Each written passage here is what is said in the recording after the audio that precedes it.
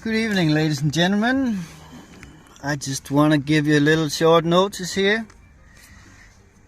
This is a button bought from eBay. It's an OEM and it was supposed to fit the boot lid of the OPEL Insignia Sport Tourer, but it doesn't.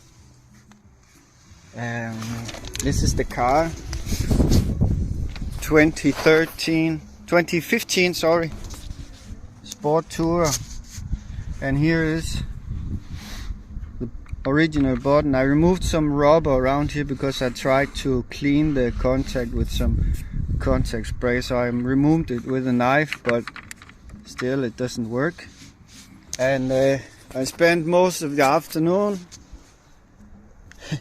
removing this list here, removing the lamps, just to get to this cable here, to remove that. And you are going to move a lot of screws and you are going to break stuff. So I'll just give you a little warning. If you think you can change this that easy, think again. I don't know what to do here. I can't really see how I should be able to remove this button, but I can show you the, sorry for the unstable camera movements, I can show you the work you have to do, and then maybe you can tell me what I have to do next. Because this is a nightmare. This is a proper nightmare. I just have to fix the lamps a bit before opening up the boot lid.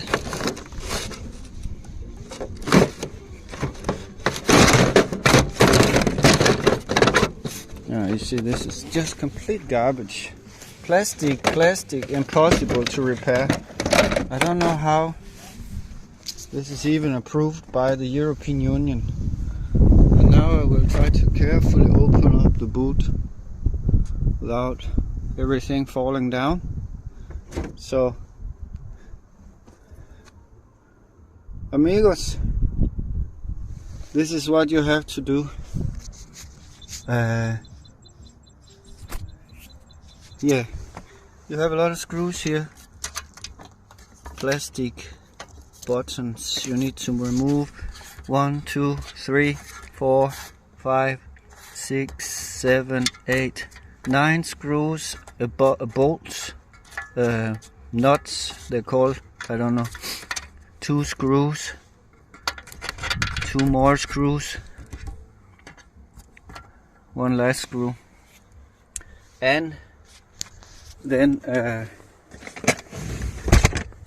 this gray panel with these clips popped off by itself and flew out of the car when I removed this big panel here.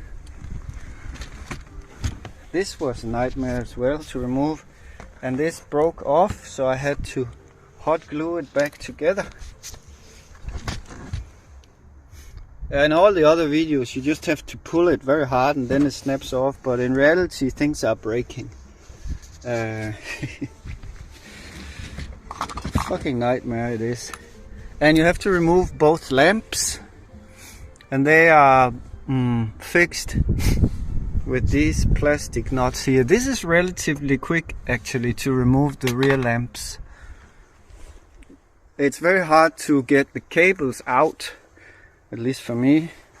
Maybe I'm also a bit retarded, but I just think it's been a nightmare, and it hasn't bared any fruit. I didn't get anything out of it. Now I just have to put everything back together. So you have all these small nuts you have to remove from all over, and then you got the white push nuts, which will eventually break. And now I have to put it all back together. See, let's see how that goes. And I didn't change anything because it was the wrong button, and because it's impossible to remove it. What a disaster this car is. Why is it even legal to make cars which are so hard to repair? Change a simple button. Why even make it electronic? Why not make a mechanic button instead of all this electronic garbage, which is so hard to change and so hard to get the right part? Fuck up, retarded design. But very nice to look at first, this car. Very nice, but once you start repairing on it, you realize just how retarded it is. Alright, so just to make it easy for next time, I need to take off this panel and the chrome trim. I'm just gonna go through the screws. There's a ton of screws in this chrome trim top panel thing on the boot lid. This is the first screw. Start from the left. Second one is this one hiding up there.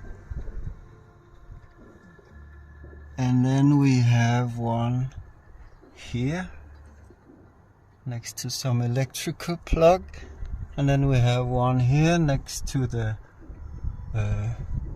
windscreen wiper motor, and one under the windscreen wiper motor, and another one in the center, and a third one which you cannot take with the screwdriver. You need the little wrench to take that out. And then we got one here and one there, and then there's another one hiding inside this hole here,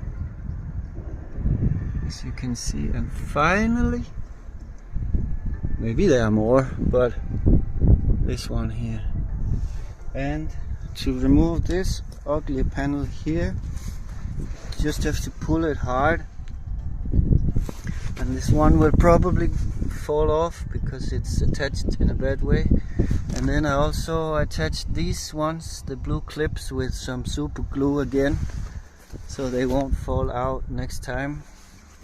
And it is as well attached with these 3 black screws. One is inside this handle here, and the others are behind this warning triangle here, which is placed here. Down here they're placed.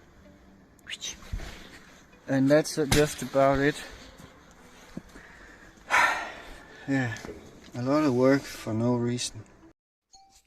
Alright, I'm back in the warm house after standing outside in minus 1, 2, 3, 4, 5 degrees, screwing the car back together.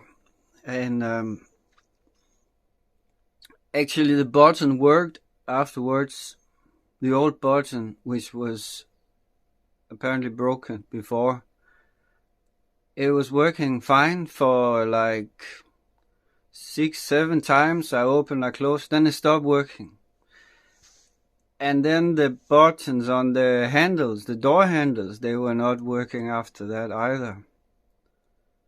And then I turned on the car, turned it off, turned it on, turned it off, things like this.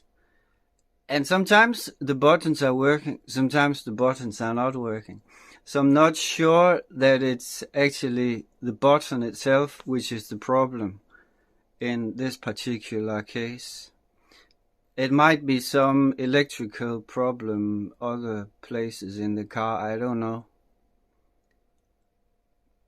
But this car in general, it seems to have a life of its own, like there are ghosts in it or something like that.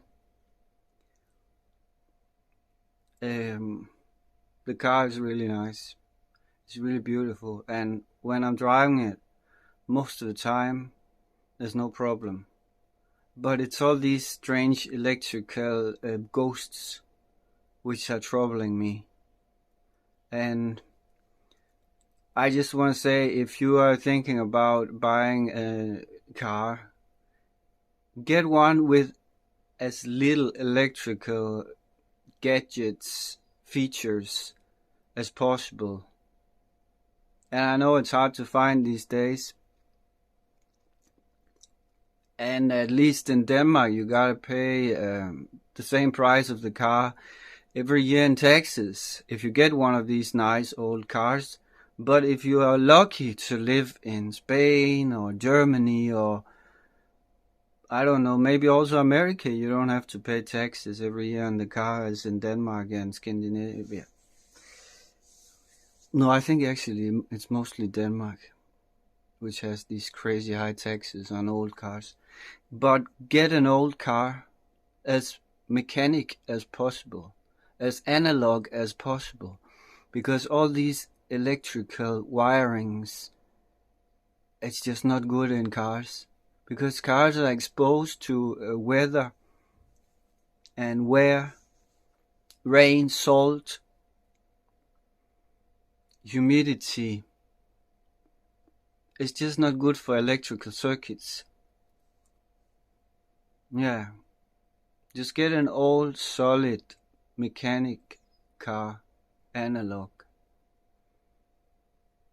with glass headlights that doesn't crack so they get full of moisture inside,